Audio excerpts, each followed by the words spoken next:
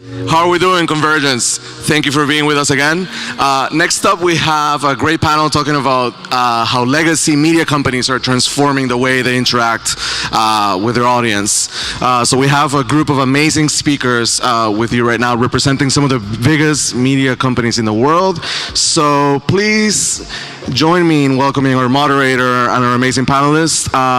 We have the Evolving Media Landscape, moderated by Jonathan Weber, the Global Technology Editor for Reuters. Please, round of applause. Thank you.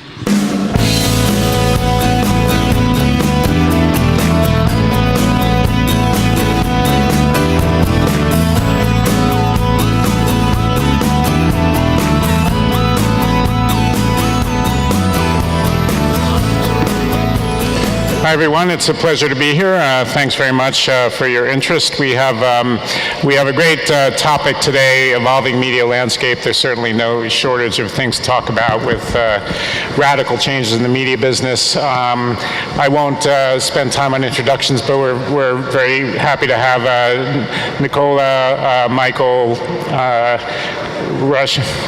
I knew I was going to screw up your name. Roshni and Peter. So we'll just kind of dive right in, and clearly there have been huge changes in the past 5-10 years in media, and I want to ask each of you, what have you seen specifically in the last year or two? Like, what is the biggest kind of change that you've seen that's forced you to change something about what you do in your business? Yeah, so I think for us, really, there's obviously been continued growth in our TV business. So our core business has continued to grow, but what we've seen is a huge part of our business move to digital. So we've seen growth in digital continuing from 35 million unique users to 55 from 2016 to 2017. So with those two pieces of business growing, it's really been about what is changing within that digital landscape. For example, for us, we're now seeing 75% of our traffic come from mobile. And according to Chartbeat on Facebook, that is going to increase to 95% of all news sources seen on Facebook in 2018. So for us, it's really been about keeping a strong eye on the digital marketplace and looking at how we evolve our product to sit within that evolving digital marketplace. And I think the technology trends such as voice, VR, and 360 have played a huge part in how we're looking at how that ecosystem evolves. So you say that the TV business itself has been growing like the traditional TV business? Yeah. And that growth is coming from where? So it's growing from us, from our subscribers to our channel. So 2016 to 2017, we saw growth from 84 to 99 million weekly viewers as well.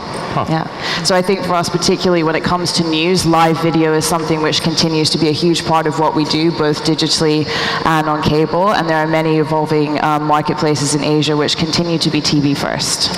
Interesting. Yeah. Michael, are you seeing that as well? Continued strong growth in traditional TV broadcasting? Yeah, interestingly, I mean, the news cycle, I think, has been a big friend to us. I think there's a lot of interest in the news flow as it is right now, especially around geopolitics, and for us, the impact that has on financial markets.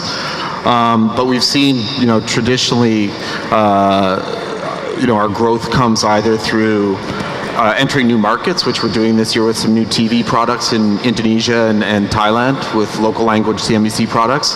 But also we're expanding the brand. So the growth on digital has come from, improved practice on our part with things like SEO optimization, better response to breaking news, better functionality of the website and the mobile product, especially as Nicola was saying, so much more of our audience is coming in through mobile. So we're seeing sort of, interestingly, growth on all the platforms. Mm-hmm. Interesting. Has the online piece of it, the online growth, I mean, is that like increasingly, and this is a question for all four of you really, is that growth increasingly driven by the big platforms, by Facebook especially, or are you seeing kind of more diversity in where the traffic's coming from? And before we go, if I could ask the organizers maybe to close at least one or two of those doors back there, because there's a lot of ambient noise in here. So, sorry, go ahead. We've seen quite a change in terms of referral traffic, and this was even before the algorithm changes on Facebook's newsfeed. We saw quite a significant decrease in traffic coming to us through Facebook. Google remains quite dominant, and largely people are coming into us through the side door, so not coming in directly through CNBC.com, but through referrals of some sort. So you say you're seeing a decline in traffic from Facebook? Yeah, absolutely. And what's causing that? Well, it started before I think it started before the algorithm changes, if memory serves me correct, but largely because, we didn't go all in on Facebook, so Facebook wasn't always a dominant contributor to our traffic. We've just seen a decrease in the overall numbers come down. Interesting. Roshni, your business is mainly an offline and online, but not broadcast. What do you see in terms of where your audience and community is coming from? Is it Facebook a dominant source? Facebook and social media in general is maybe about 15 to 20% of our traffic comes from social media. And it's not just Facebook. You're talking about Line. You're talking about things like UC browser in Indonesia, etc. But most of our traffic comes in from notifications, so push notifications, both on web browser as well as on the app. We also get a lot of traffic from our daily digest email. So what's unique about us is that, so Tickled Media, the holding company, we have 4 different women portals, and we call them communities or tribes. And we identified tribes that women want to join and they want to be part of. So the biggest tribe we have is the Mom tribe, which is the Asian parent that I'm representing today. So that has about 12 million users across Southeast Asia. And the Mom tribe, so what she's looking for is not just topics about herself, but really about her kid. And so she signs up with her date due of her child, and we're able to send push notifications every day about the development of your child. So it's slightly different, and it's a lot more of a sticky audience. And every day your child's different, right? A 6-month 1 day is very different from a 6-month 3 weeks. So she's actually looking forward to that, and that's where a lot of the traffic comes in from. Mm-hmm. For some of the other communities, which is less focused on a day-by-day difference or the development of a child, we see that most of the traffic is coming in from SEO. Mm-hmm. So it's slightly different. And when you speak of the 12 million across Southeast Asia, I mean, is that like one community, a transnational community, or is it more fragmented than that? So it's these 12 million users come from the 6 different markets in Southeast Asia.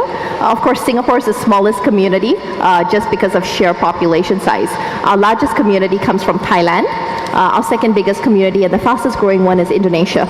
So what we do is we divide these communities according to the life stage and the behavior of a woman. So if she's 18 to 25-year-old, we put her in the tribe that's more into style, that's more into trend setting.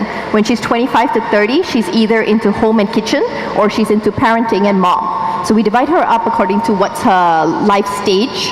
And then we also look at the languages she speaks. So in Philippines, we're not just in English. We have Tagalog, and we have Cebuan. And Tagalog is spoken by about 25 million Filipinos as their primary language. So it's already 5 times the size of Singapore. Cebuan is spoken by about 20 million Filipinos. So again, we divide them according to which city they're living in and what language they speak as their primary language. Mm-hmm. Interesting. Peter, coming at it from the book publishing side of things, I think that the story of Amazon online book selling and e-books and all that has been going on for some years. But have you seen anything in the last couple of years that is really kind of shifting the trend lines in some way? Yeah, I mean, I'm representing the book publishing industry, which is not often invited to innovation forums, but that's a bit unfair, I think. We're a $130 billion industry around the world, and despite the fact that we've been going for 800 years in China and 400 years in European languages, we're still managing to grow. So, book publishing is growing by about 12% in China, and globally we're still growing at about 1.5%. The growth, it's true, is mostly coming from our digital products, so that's giving us some range, but print is still pretty healthy. We've been dealing with the disruption of online e-commerce now for about 20 years, so it's still tough. And to think of the power that a few of the platform players have over our industry is still super scary. But oh, okay, I can't lean back. I guess that the biggest change for most of our publishers is that it's always been we're a consumer, many of our publishers are consumer publishers, but our business relationships have been B2B. So we've been selling books to bookshops. I mean, that's what sales is for a book publisher. You persuade a bookshop or a Ministry of Education to take your books. But with online, then we now have the possibility of building relationships with readers directly. And so that's why companies like Tickle are so inspiring for book publishers. We say, oh wow, you build a real relationship with a tribe, with a demographic of people. And so book publishers, I think that's what's engaging a lot of our members, is how do we do that while still defending the venerable and important traditional print distribution business. And we were just discussing that the women tribe are actually big consumers of books, because we still read books in our bathtubs, and we read books and then we Instagram it. So. Yeah, absolutely. The demographic is young people are reading books, print and online, more than, it's actually the over 40s that are the problem, right? We're the ones who don't have any resistance to smartphone addiction, It's also new to us. Wait, so you're saying that young people are reading more books? They are. I mean, they're reading more than the rest of us. They're reading more than the 18 to 24 demographic is reading.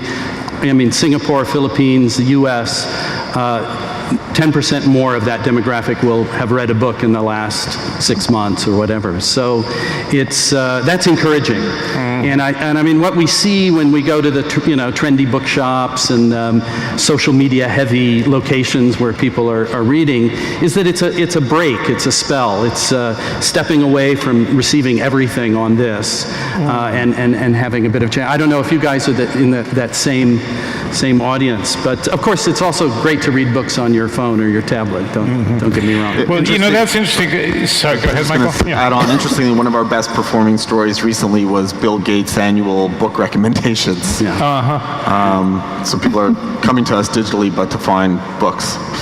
Interesting. So this was a question we were going to visit a little later in the panel, but as long as we're on the topic of sort of generational shifts, and one of the things I'm always interested in is how younger generations are interacting with media and how that's kind of changing things as we go. And I think the kind of conventional wisdom or common sense view would be that kids these days are only on their smartphones, and that kind of new media that they'll take up will be virtual reality or other kinds of high tech things. But what you're saying is that's not necessarily the case. That there's a bit of a backlash is the wrong word, but I think there's definitely, in terms of news, a move back to something more traditional in the sense that a lot of new media brands that have been coming out have suffered from trust issues. So where we're seeing, the likes of BuzzFeed, etc., and Facebook have trust issues, people are coming back to more traditional platforms to be sure that what they're reading is actually authentic. And, for us, for example, something like the royal wedding, which we had on the live feed, again, our drive from Facebook was only about 18%, and we were driving 40 minutes of dwell time within our own platforms, desktop, mobile, and also on TV as well was really strong for us. And also what we're seeing is that it's not really an expectation of being on one high-tech platform or another, but that in a generational shift, people are expecting to see their news wherever they happen to be consuming their content and in whatever form they are. So if they're moving around, going between work and home, something might be audio, then they might expect to consume the same story in video when they stop or get on the bus. So it's really about making content really flexible and consumable cross-platform. Yeah, what my team and I talk about a lot are what are the things we can control, because we can't control what people do who control platforms and how they change their algorithms. We can't predict any of the new technologies that will change the nature of the industry. But we can control the integrity and quality of our content, and we can control our flexibility and ability to adapt to new circumstances.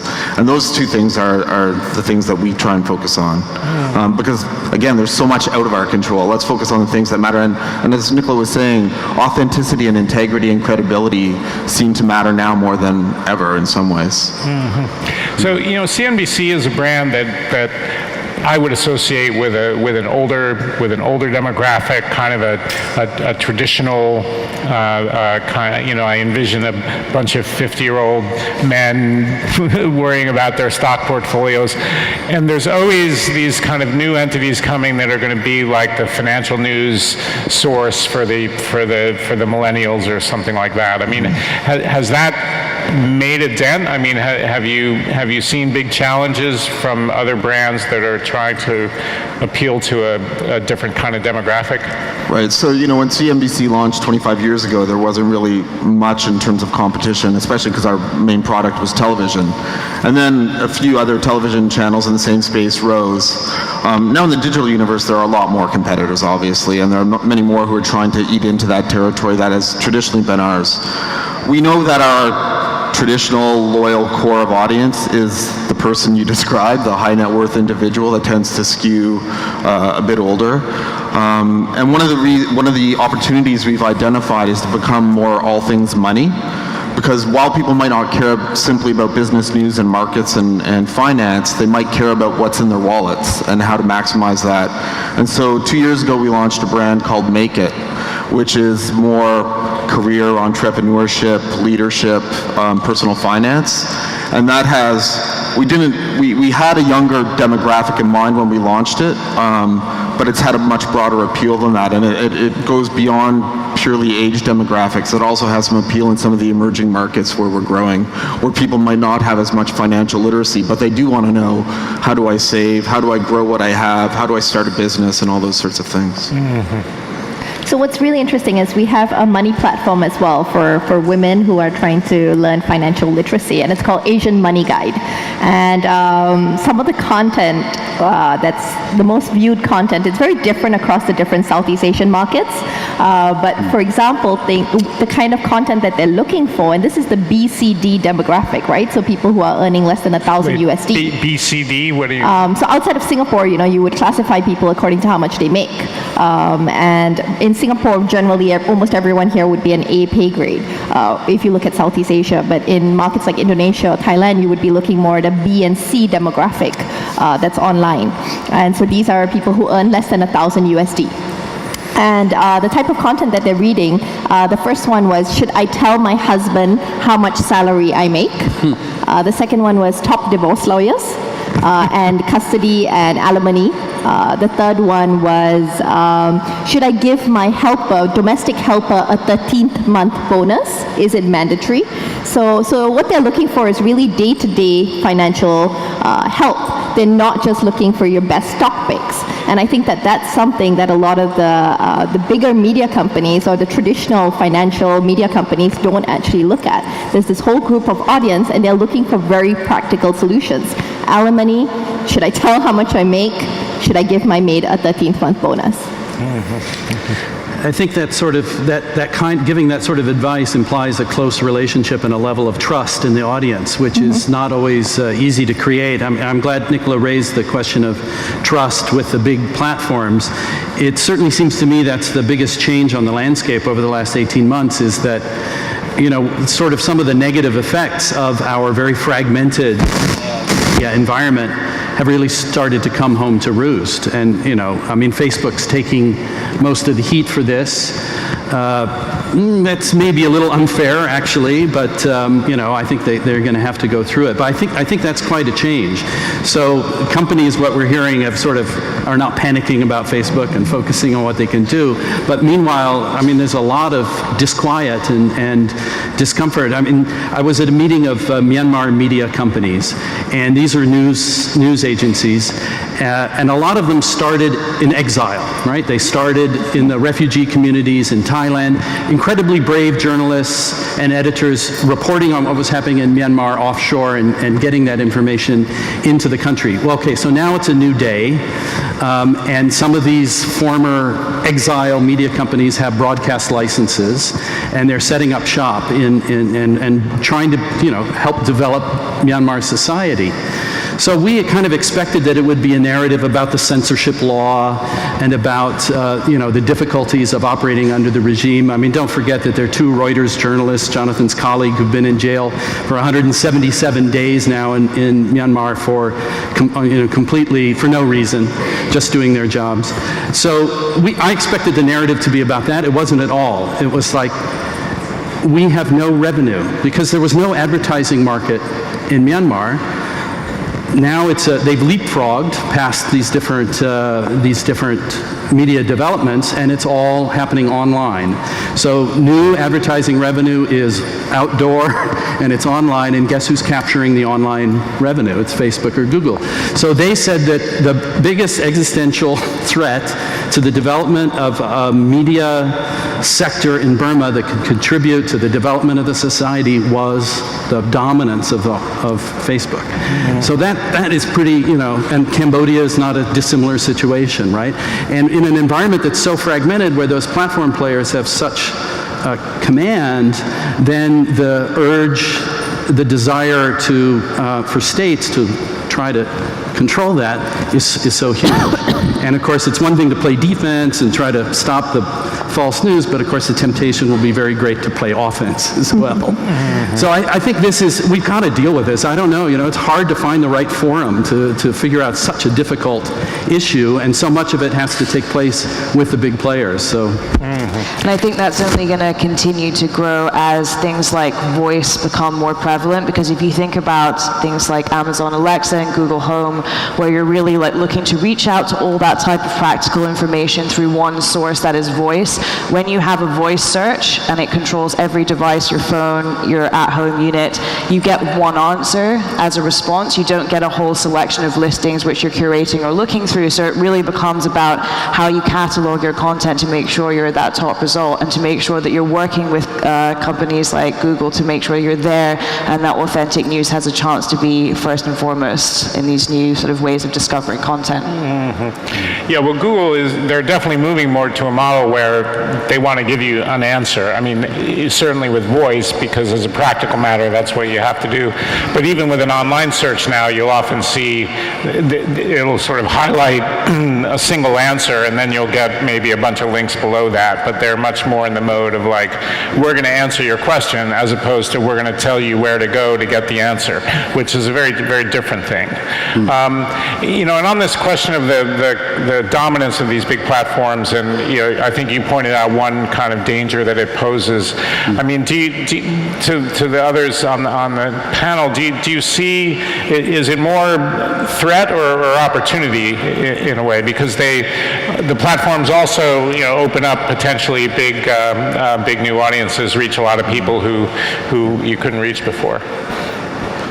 I mean, one thing that we've seen is that with one dominant platform being portrayed as a bit of a bad guy in the headlines, the other platforms have put their white hats on and are entertaining better relationships and partnerships, not just from a non-fake news perspective, but also in terms of helping publishers and broadcasters monetize their content, and to create stronger journalism. I think Google's created its digital news initiative in Europe, and they're doing things that don't seem to be just paying lip service to the value of what good content means.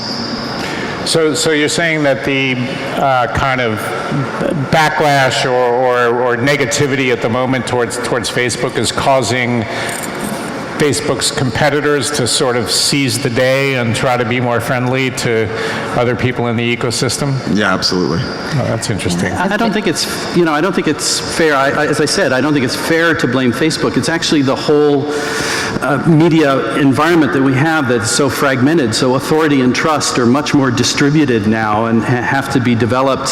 Whereas before, you had the broadcasters, BBC, CNBC, that, were the arbiters we're trusted as the arbiters. It doesn't happen anymore, right? It's not so much fact versus false fact, fake news versus real news. Dana Boyd calls it epistemological warfare. What people are fighting about is how do you determine what is fact. So, and you can't blame that on one company. That's the whole environment where you have so many alternate sources of information. People feel empowered to go look for information themselves, which is a good thing, but it does lead to this uncertainty and to sort of, people believing that vaccines cause autism and that sort of thing, right? And being very, very persuaded and greater. Exactly. Thank you. And greater polarization. So the one really encouraging thing that we've seen in the past couple of years is that when there are big news days, when there's a lot of volatility and uncertainty, that's when we see significant spikes in our digital traffic as well as in our TV ratings, as spotty as they can be.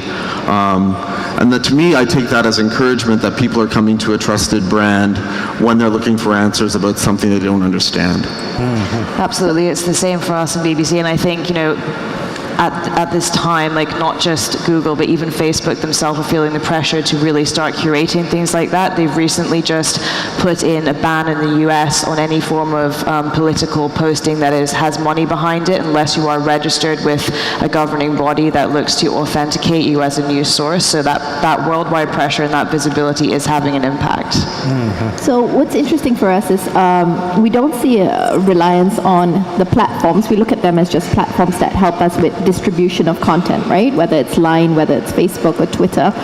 In fact, we're getting most of our traffic right now from Instagram stories and not Facebook. So we just see these as different channels to get the content out there. But I think because we're community-based, it's a bit different because people actually believe that they belong to that tribe. So one of our most sold out things that we sell is a baby onesie. And so everyone wants to buy an Asian parent baby onesie the moment that they have a kid. So they really resonate with the brand and the tribe. But what was interesting, and we do a digital mom survey every year where we analyze the behavior of how moms feel about online, offline, whether she's watching news, whether she's watching TV, and it's across the different cities and different countries and different cities in Southeast Asia. And we realized that those who are in not the big cities, so you're not talking about Jakarta, but let's say you're talking about Bandung or Medan, they are watching TV, but they're watching free-to-air TV, and they're not watching paid TV. Whereas in your bigger developed cities, they're actually not watching TV and they're not reading news. So a lot of women from 18 to 35 drop out of news completely, and they either get it by looking at their Twitter news feed or they look at their Facebook headlines, but they don't belong to any news network, or they don't know the difference between BBC, CNBC, Wall Street Journal, New York Times. A lot of it is foreign to them, and especially if they're coming from a smaller little city. So they come to platforms like us for news, and they don't just want parenting information or money information. They actually want news that's relevant to them. So it's like, okay, these changes in government or these changes in policy, how does it affect my life as a mom? How does it affect my life as a teenager? So that's something interesting that we've noted, that a lot of women 18 to 35 living in Southeast Asia, especially your tier 2, tier 3 cities, they do not consume news. Mm-hmm. Interesting. So to take a couple of audience questions, the first one up there is kind of interesting. So, demographic segmentation, is that still relevant, or do you have to look at more sophisticated kind of psychographic and behavioral types of data to understand the audience? I think for us, it's still very important in terms of our audience, because we see, despite BBC's traditional, we still have a lot of mass affluent, we have a lot of young 18 to 35 consuming news on our platform. So I think it really is about making sure that you're targeting your content to be relevant to the people that you are, the different segments of your audience. Absolutely. People expect content to be relevant to them. They expect to receive it in different ways depending on those demographics. And also in Asia, with such a diverse sense of emotional engagement and culture, you really have to make sure that you're producing something that has resonance throughout different cultures as well. We also have, with BBC, invested in the last year alone in 12 new languages across the world. So producing content in local language towards demographic is also really important. And so demographics really remains the core of how you analyze your audience? Yeah. Yeah, I mean, from a publishing point of view and covering news, we think a lot more along and allocating our resources, because we don't have unlimited resources to cover every story that's out there. We think a lot about the themes that seem to resonate with our audience, some of the stories that tend to do very well, as well as publishing times. When are these people consuming content? We know that, for example, when we publish stories that we think are relevant to an Indian audience, that we publish at what would be lunchtime in Mumbai, and that seems to work for us. But always continuing to monitor those patterns are important to us, rather than focusing on very small specific demographics. Interesting thing about book publishing is it's so segmented, right? Every book has its own audience. So we don't tend to think that way. And thank goodness we're not really driven by an advertising model. I mean, we get our customers to actually pay for content, which is quite a privilege, right? And something that we're thankful for every day. But so for us, it's about the unique combination around a title and trying to put together the group and understand the group that will be interested in that. And Yeah, I'm curious, a couple of you have mentioned, some differences in different countries, and this is a kind of dangerously broad question, but could each of you give an example of how the kind of media dynamics are different in a couple of different countries in, say, Southeast Asia? Because it's hard to generalize about audiences, and so I'm curious if you have some examples of where you see stark differences between countries. Well, for us, I think in terms of, freedom of press is a big issue. So as I was mentioning, we've launched 12 languages in the last couple of years, and a lot of those have actually been in Africa, in countries like Eritrea, which are completely controlled by the government and have no free press. So pushing that agenda of making fair and authentic news available across the world in local language and accessible to people in countries who wouldn't otherwise get it, it's really important. Our way of working in local markets is a bit different in that we have partners who create CNBC content in local markets. So this year we're launching CNBC Thailand and CNBC Indonesia. So those, we're partnering with companies who are experts in that market and consumption habits and consumption tastes. So I don't have a specific examples other than, from a content perspective. Sometimes stories that play very well are the hyper local stories that, like Roshni was talking about. Sometimes there's stories that are internationally driven but have a local relevance. I mean, I don't have that same sort of managing different content for different countries approach. So for us, we see the way which platforms they're using to consume the content is really different. So in Singapore, Malaysia, and Thailand, we see email newsletters as a great place to syndicate your content and get a lot of traffic. Whereas in Indonesia, it's terrible. It's probably 1/3 the amount of open rates as you would get in Malaysia. The other interesting thing was that in Indonesia, people are still consuming content on BBM. So I'm sorry. BBM, BlackBerry Messenger. Oh yeah. So it's not just a WhatsApp market. They really do use BBM, and this is not Jakarta. Nobody in Jakarta uses BBM. Like they think you're crazy if you ask them for your BBM pin. But if you go outside of Jakarta, everyone's still using BBM. Interesting. The markets are so different. I think what in places like Cambodia, Laos, and Myanmar, we don't even have really functioning book publishing industries yet. The chain of bookshops and distributors and publishers isn't established, and I worry it might not be. But Vietnam is very vibrant. Indonesia's had a real boom, and Singapore has also had a great boom in local content, right? In local writing, which is terrific. But the commonalities are education is number one. Education of the children is driving book publishing in Asia, in every country. In China, it's 50-60% of the market, and it's significant everywhere. Interesting.